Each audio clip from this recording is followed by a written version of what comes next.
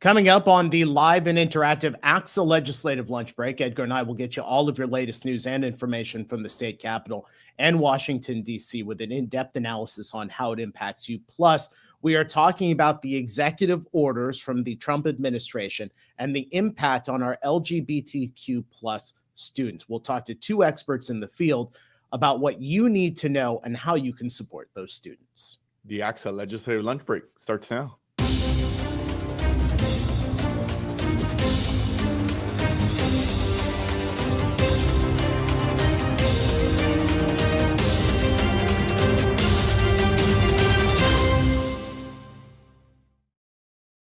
And it's a couple of minutes after 1 o'clock. We welcome you on a Wednesday to the live and interactive ACSA legislative lunch break, along with Dr. Edgar Zazwata, ACSA's executive director. I'm Naj Alikhan, ACSA's senior director of marketing and communications. Welcome. We are honored to have you with us today.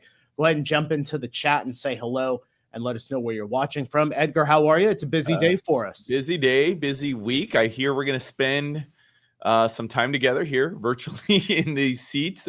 Hence, I'm just changing around my location just so I don't get tired of sitting in one place here for the next couple of days. I think I think we're going to allude to it. We're going to publicize it. If folks don't already know, tomorrow we're doing our second annual, I guess you could say annual once you do it twice, all access virtual leadership assembly, which is essentially what we're calling it. It's going to be a 3.5 hour legislative lunch break, it feels like, right? I mean, all intents and purposes, that's what it's going to be. So hopefully people don't get tired of us for 3.5 hours. But we've gotten great response. Kind of the goal here is that we do these governance meetings throughout the year, and what really started by necessity, that we were doing at least one during the pandemic. We had this idea last year, hey, why don't we kind of continue this at least one per year and let everybody come on in, right? Like, you don't have to be part of our leadership. Frankly, you don't even have to be an ACSA member. But we hope all of our ACSA members are on there. I know we've gotten some great response. We have some great guests. So hopefully folks will join us tomorrow.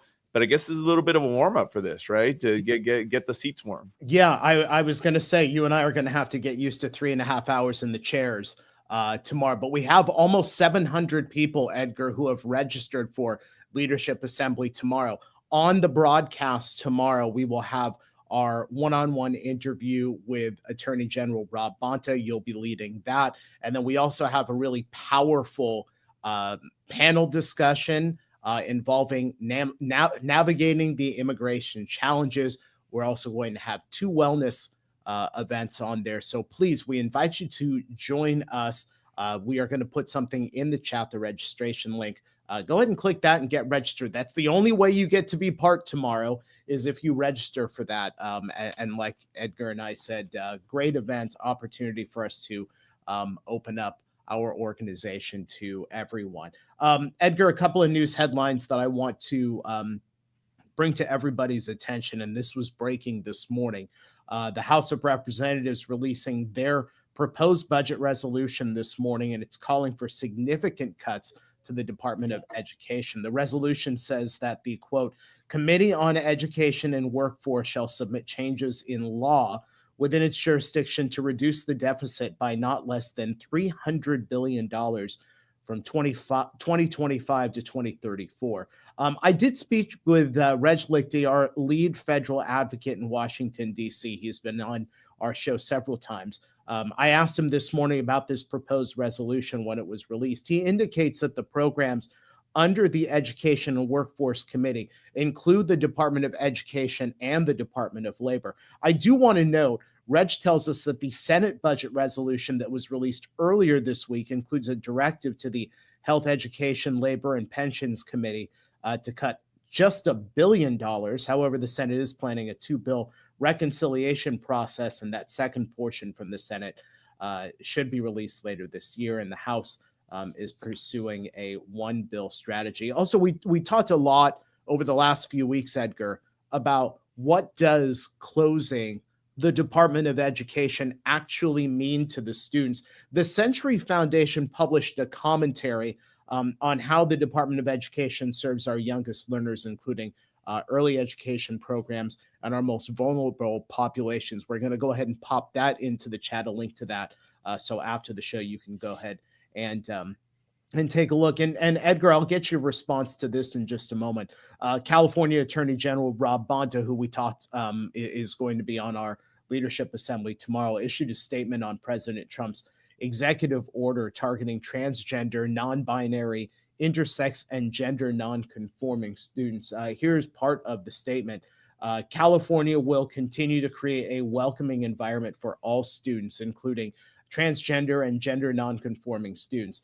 The federal government sets a floor, not a ceiling, when it comes to civil rights protections, and California law has always provided additional protections beyond those that exist at the federal level, and those protections remain firmly in place. There's more to the Attorney General's statement. We'll pop that up on the screen right now. And of course, there is a link to his full statement over in our comment section, but more from the Attorney General's release. Discrimination has no place in the classroom. The president's executive order attempts to erode the sanctity of schools as a place where children learn and grow. Let me be clear, school curriculum and instructional materials are a state and local decision. The federal government does not have authority to dictate what is taught in California. Edgar, let me get some of your thoughts, because we released a statement last week following the executive order, just talking a little bit about ACSA's stance related to our LGBTQ plus population.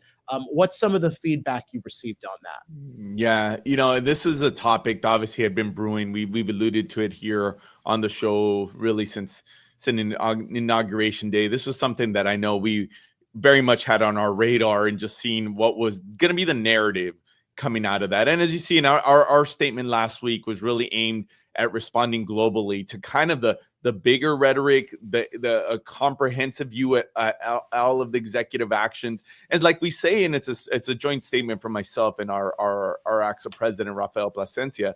And I think the one point that I really wanted to drill down there is that, look, there's very diverse views on some of these complicated issues as it relates to sports, how it relates to, what's being taught. And, and like you could get really caught up on some of those details. But here's the fact of the matter. And I think this is one of the pieces, and we're going to hear about this today from some of our guests, that the fact is that we have a population of students that by all metrics are vulnerable, right? When you look at all of the statistics in terms of mental health, of academic performance, especially when we're talking about transgender students. And so regardless of whether our political perspectives, our own personal views on gender identity, and all of these issues that get caught up really in the national conversation, there's a set of students that are turning on the TV, that are going on social media and thinking they're talking about me. Yeah. They're talking about us. They're talking about my right. They're talking about what I can and can't do. And that regardless of everything else, that should be, as a member of ACSA, as a member of the educational, establishment, that should be something we're all concerned about, right? And to not take that for granted about what is this really, how are students feeling? How's this community feeling at this time? And something that I know, and we have two examples today of leaders that are really trying to raise that conversation and we have a number of examples of educators taking those moments to make sure we're taking extra care with this population of students. So I know, and you asked what the reaction has been, as it is every time we put out a message on this topic, is got a lot of, hey, we really appreciate that you guys are bringing this to light. I wouldn't be honest if I didn't say I got some emails that wasn't exactly the message, and they weren't super thrilled that we put something out. But we did that knowing full well that's the reaction. And like we've said many times, it's not about politics. It's not about who's in office. It's about, our North Star? Are we trying to support kids? Are we trying to support those members that are servicing those kids? Yeah, top priority students here at ACSA. That gives me an opportunity. We do have two events that I want to make sure I point out to you. Our Equity Institute is March 12th through 14th in Berkeley. And then our Lead with Pride Symposium, April 30th through May 2nd in Anaheim. Information, registration available if you go to axa.org/professional-learning, or we do have a QR code over there for you to register for those two events. Edgar, you and I have been several times to those events. great opportunities for learning, for networking, really an education on how you can support students. So go ahead and go onto our website or scan those QR codes at the end of our broadcast. Let's go ahead and bring our experts on today because we want to talk about the impact of those executive orders on our LGBTQ plus students and some of the resources that are out there to support our students. Joining us today, Dr. Joe Wood, who's the executive director of the Natomas Charter School, and Tony Hoang is the CEO of Equality California. Dr. Joe and Tony, it's an honor to have both of you here for the first time on the ACSA Legislative Lunch Break. I want to ask both of you about the last few weeks and the attacks on our LGBTQ plus communities. Joe, what has this been like for the students that you interact with and that you hear from?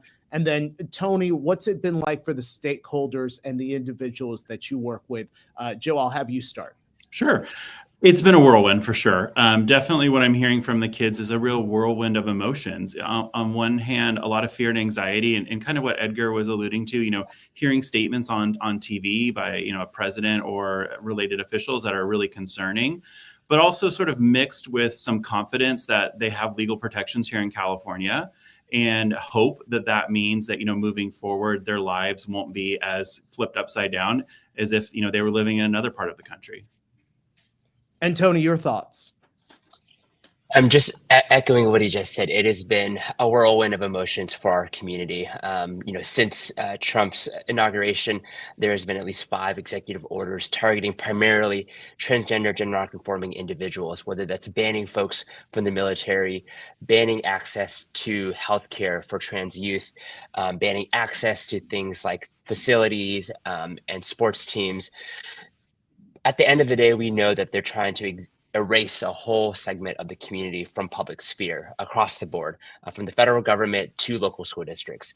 And so for us, it's ensuring that our key stakeholders remain hopeful, especially in a place like California, where Equality California and our partners like the Attorney General, the state legislature, and the governor have all worked to ensure that there are strong civil rights protections. How do we ensure that we protect those of the attacks from the federal government? Dr. Wood, Joe, thank you for being here. Thank you for your leadership too, especially on this front. And, and I think it's fair to say the members like you are also making sure that our organization is staying focused on some of these issues and how can we provide support to the students, obviously, but also to our members in trying to navigate these interesting times. So with that said, I know you and some of your students, transgender students in specific, had an interesting opportunity here over the last couple of days that you got to meet with the LGBTQ caucus here in Sacramento, I believe, which is a very influential group, obviously, in terms of statewide policy. And I think having a group of students there before them, what was the message? What was that conversation like? What did you hear from them? Yeah. So, my students had reached out and basically said, is there anyone we can call or talk to or something? And one of the perks of living here in Sacramento is it's easy access to the Capitol and to speak to legislative staff. So we actually worked with the Charter School Development Center, and they set us up with 12 different members and their staff that we met with yesterday. So we met with members of the LGBTQ caucus, along with members of the Senate and Assembly Education Committee. And really, I had some of our transgender students along with their parents, and they just kind of came down and shared their story. And ultimately, our goal was to put a face with the issue so that no one would forget about us. We understand that there's lots of concerns that the Trump administration is bringing to the table, and we want to make sure that our transgender students are still kept on the forefront of the mind. Every single office we met with, and we met with both Republicans and Democrats, were extremely supportive of our students and making sure that, the students knew that they were going to be protected through all of this, and that our legislators and their staff would be doing everything that they could. In terms of what we really talked about with the LGBTQ caucus was they really took time to listen to the kids and wanted to hear what the kids felt like they needed. And similarly, as a school administrator, they wanted to hear from me about what I felt like we needed. And so some of the things we talked about was apparently there's only one person at CDE who's really focused on LGBTQ issues. And so maybe that they need more staff to really support the students and the leaders that were out there, along with some real explicit communication and resources. I did share with them, we've been getting a lot of support as leaders in terms of supporting our undocumented students and really looking for a commensurate level of support and direction in terms of supporting our transgender students. both in terms of communications, but also resources that we can, point students to or point families to.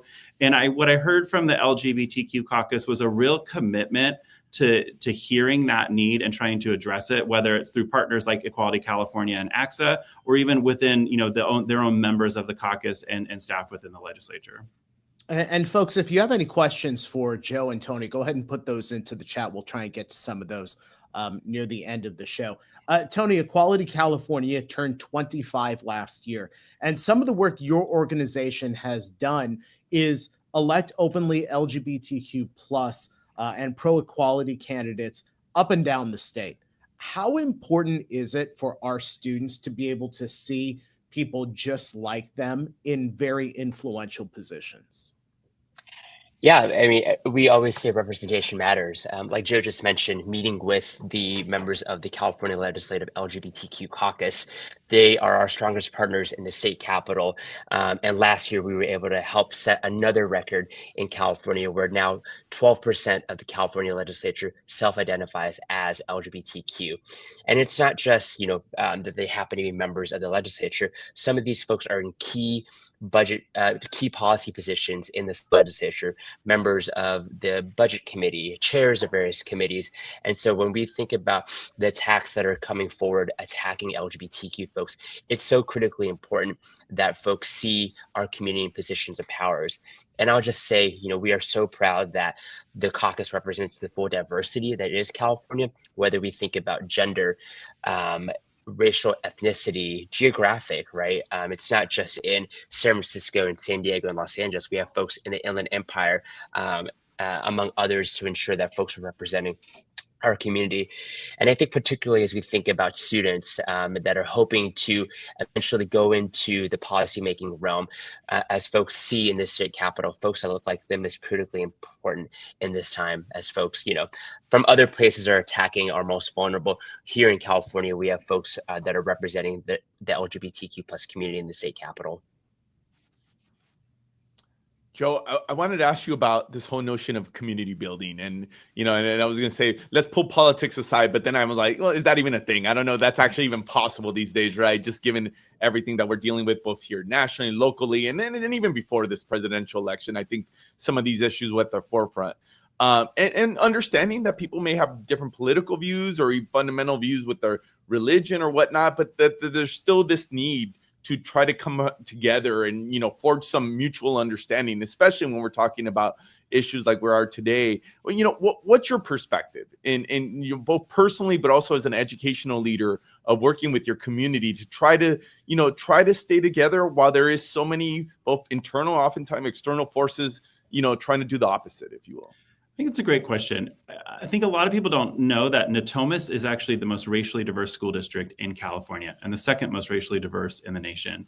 And along with racial diversity, we also are diverse in terms of religious beliefs, linguistics. This is a community that a lot of LGBTQ families choose to move to because they know their kids will be safe here.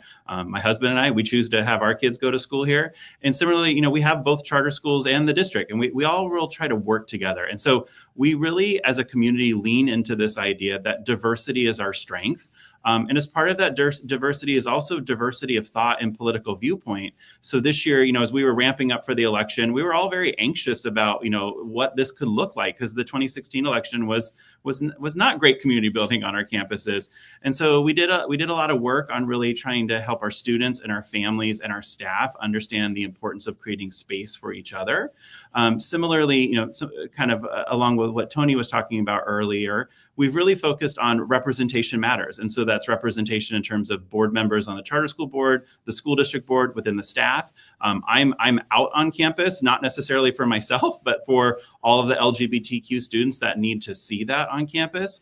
And similarly, we do things like make sure we have culturally diverse texts in the classroom, making sure that we have cultural events that celebrate all of the different communities we represent. Given it's February, we're in the middle of a slew of Black History Month and Lunar New Year celebrations, but our students are also putting on a Pride conference in March, and everyone's welcome to all of those things. And we're really encouraging that everyone comes together, especially in these really divisive times, and try to get to know each other better and really just be better human beings. That fundamentally, that's what our democracy needs, and that's what our community needs, is for each of us coming together and really getting to know each other.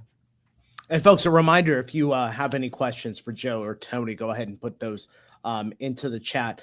Tony, let's talk about resources, because I know we not only have educators that are watching, but also school district communicators, marketing professionals. Where are the best resources out there right now for supporting our students? Yeah, I mean, I think at the top of this call, you mentioned a number of things that are coming in real time. Obviously, we are analyzing executive orders and actions from the federal government as they come in, and really thinking through how does that impact existing California protections, particularly for our students and potentially educators that may be affected by these executive orders. And so we're blasting that out through our partners, especially with local community centers, folks like the LA LGBT Center, Sacramento LGBT Center, among others, to ensure folks know what is their existing rights, especially in this conflict between potential federal and state policies. The Attorney General has been a great resource, along with the state superintendent, as it pertains to education resources. I will note we have a schools hub on our website, schools.eqca.org, which houses a lot of our resources for educators that are trying to do right for their LGBTQ students. This includes our annual report card that we do that grades unified school districts in the state of California and lists a number of best practices so that educators, parents, marketers across the board that are trying to have school districts be more inclusive, tangible tools to be able to take that on. Tony, I'm just going to underscore one thing that Joe mentioned earlier, because I think this was actually one of his ideas that came up in a recent meeting. And I know I'm glad he was putting this in front of the legislators, but also we've made the ask of the governor's office and the SPI, as you noted, just in the same vein, and us as ACSA, that goes for us. Like, we've all put up these resource hubs on immigration enforcement. And I think both of you have spoken to that there's definitely room for us to even elevate those efforts when we're talking about protections for LGBTQ students. So thank you both for bringing that up. One final question for me, and we like to pull out this question, especially when we're having tough days, and when basically we're trying not to be Debbie Downers all the time. Like, let's finish on a positive note. And even in a time where there's so much turmoil for us as individuals, for our students, for those communities that you both lead, what still brings you hope in the work? Where can we glean to things can be better if we just stay with it? What brings you hope? Let's start with you, Tony.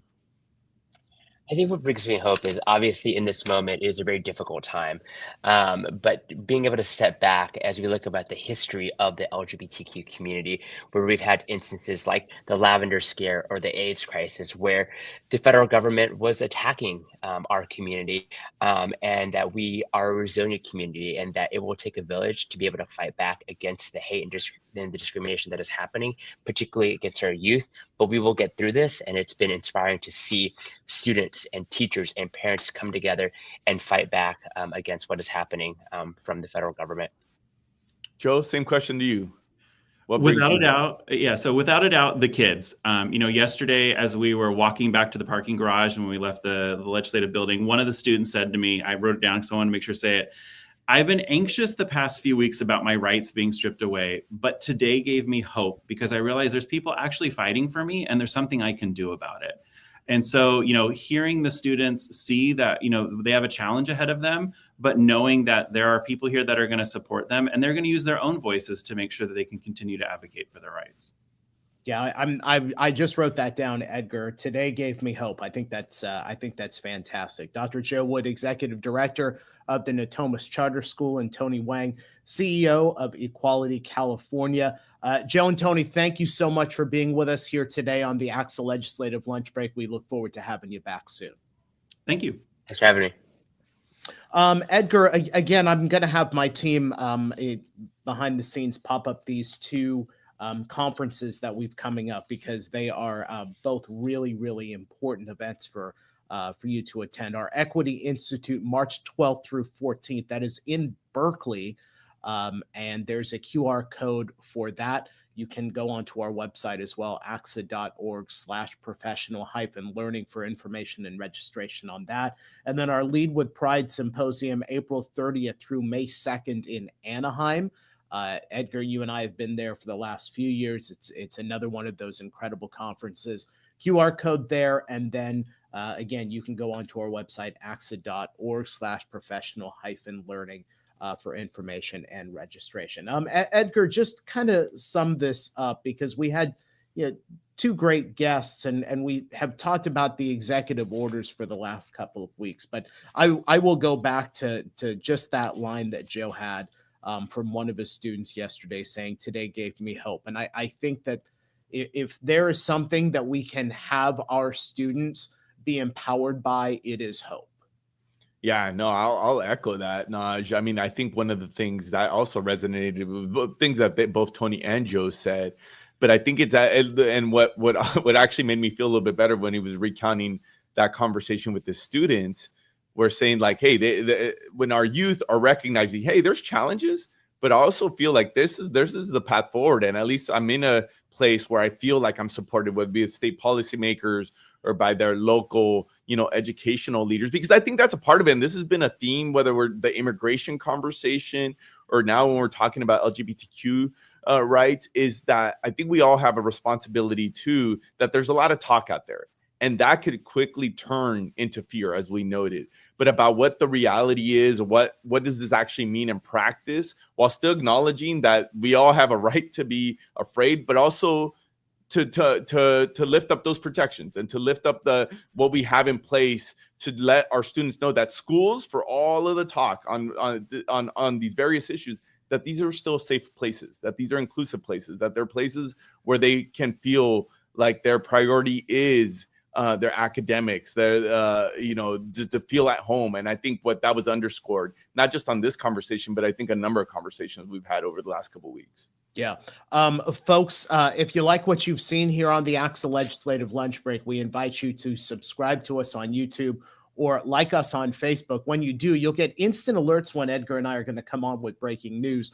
Also, a weekly reminder when we're going to come on the air for our regular Wednesday show. And if you have any great stories happening in your school community, we want to tell those stories as well. Go ahead and send your news releases, your talking points, your photos to our EdCal editor, Michelle Carl, at mcarl@acsa.org. And Edgar, I have to remind everybody, 3.5 hours of you and me tomorrow, our ACSA Leadership Assembly.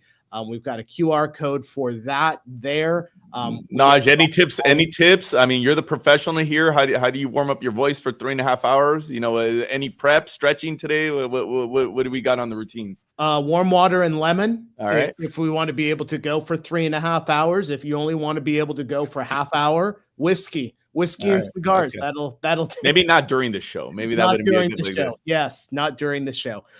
Folks, we are hit the bottom of the hour. Thank you so much for joining us today here on the ACSA Legislative Lunch Break. We are live and interactive Wednesdays here on ACSA Facebook and ACSA YouTube. Have a great rest of the day and rest of the week. We'll see you tomorrow for ACSA Leadership Assembly. Have a great rest of the day.